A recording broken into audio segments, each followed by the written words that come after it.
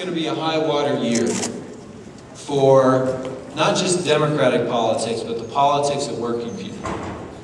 And we cannot afford to have our friends and our relatives, our members, not show up in 2008. And so when people ask you, why should I get involved? You got to have an answer ready.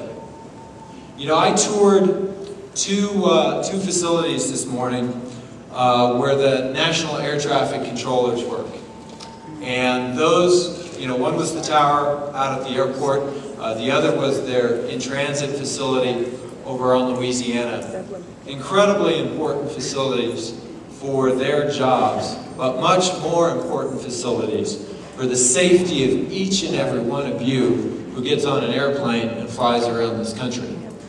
And listening to their concerns, it troubled me that we're fighting about the same things that we were fighting about back in 1981. Yeah. You know, they don't have a contract right now. And the FAA has basically been double dealing them for years now.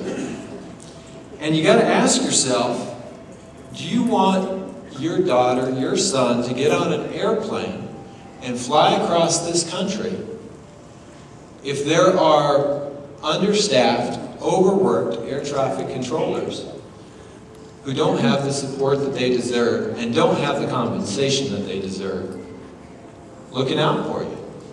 I mean, who is more important for all of us who travel? And yet, in this administration, that is not the priority. So what does this election mean? Well, for NACA members, it could mean a contract. It could mean a piece of legislation that makes sure that they have the working conditions they deserve. And it means that the next time I put my little boys on an airplane and flying to see their grandparents, I don't have to worry about it. You know, it affects people's lives, these elections. I remember about a year ago, a lot of folks in this room, we joined together for a protest about the National Labor Relations Board. And many of you were here. And you think back to these last few years and how we've had an NLRB that has ruled against labor, ruled against working people time and time and time again. 65% of the time. Thank you. You know, we have an opportunity with this election to put the 3 vacant seats in the hands of people who will put the labor back in the National Labor Relations Board.